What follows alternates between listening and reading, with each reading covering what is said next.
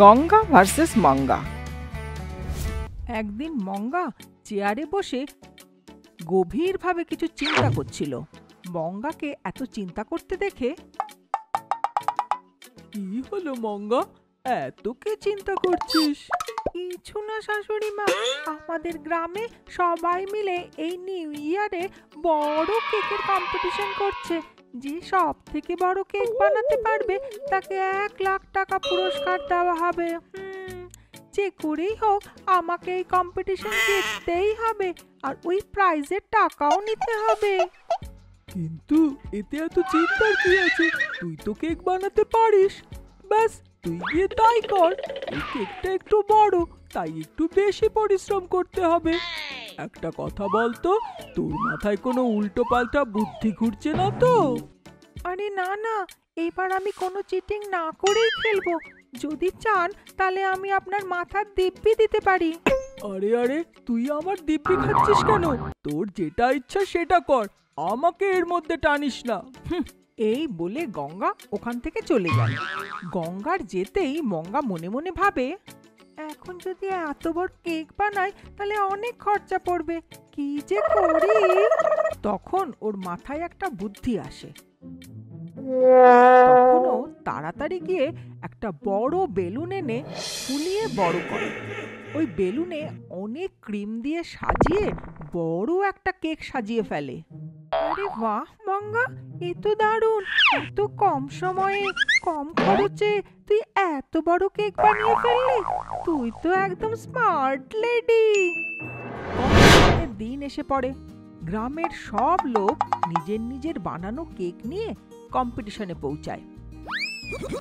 মঙ্গাও নিজের তৈরি কেক নিয়ে ওখানে পৌঁছায়। এত বড় কেক দেখে সবাই অবাক হয়ে যায়, আর ওরা ফিসফিস করে বলে, আরে বাবারে, কত বড় কেক, তাই না? কত বড় কেক, তাই না? এইভাবে ওখানে দাঁড়ানো সব লোক কেকটা দেখতেই থাকে। দূরে দাঁড়িয়ে এইসব দেখতে থাকা গঙ্গার মঙ্গার উপরে সন্দেহ হয়। তখনও মনে মনে বলে, কি বললো, এত বড় কেক আমার বৌমা বানিয়েছে? এটা একদম অসম্ভব। ও নিশ্চয়ই এর মধ্যে কিছু গন্ডগোল করেছে।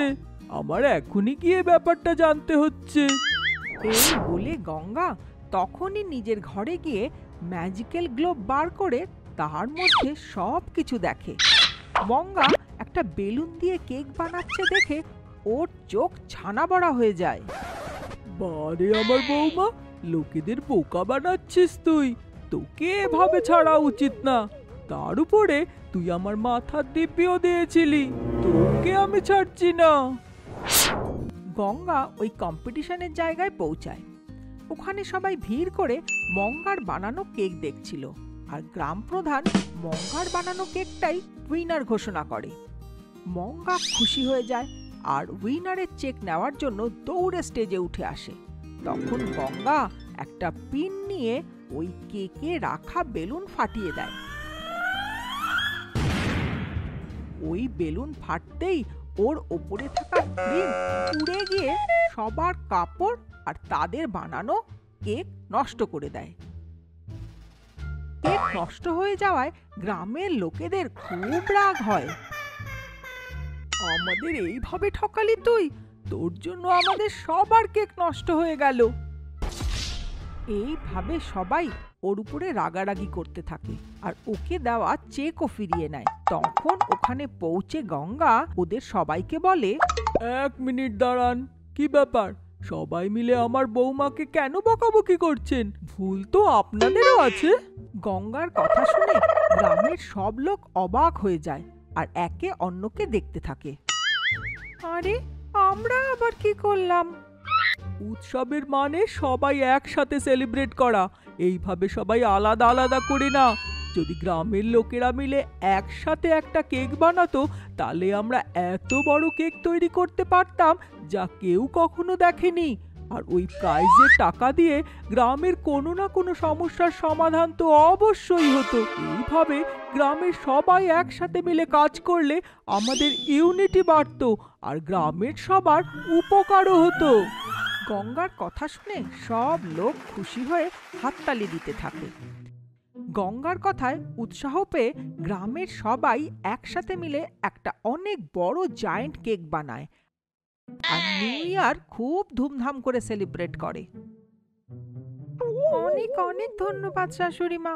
আজ যদি সময় মতন এসে আমার ভুল না শুধরে দিতেন তাহলে জানি না কি হতো। কিন্তু হঠাৎ করে ওই বেলুনটা ফাটলো কি করে? কি জানি, আমি কি করে জানবো? মনে হয় কেউ পিন দিয়ে বেলুনটা ফাটিয়ে দিয়েছে। এই বলে গঙ্গা মুচকি মুচকি হাসতে থাকে। গঙ্গাকে হাসতে দেখে মঙ্গার মনে সন্দেহ হয় যে ওর শাশুড়ি এইসব কাণ্ড করেছে। আমার শাশুড়ি এত আত্মবিশ্বাসের সাথে যখন বলছে, তার মানে এইসব কাণ্ড উনিই করেছেন। শাশুড়ি মা, আমি আপনাকে ছাড়বো না। এইভাবে মঙ্গা ভাবে।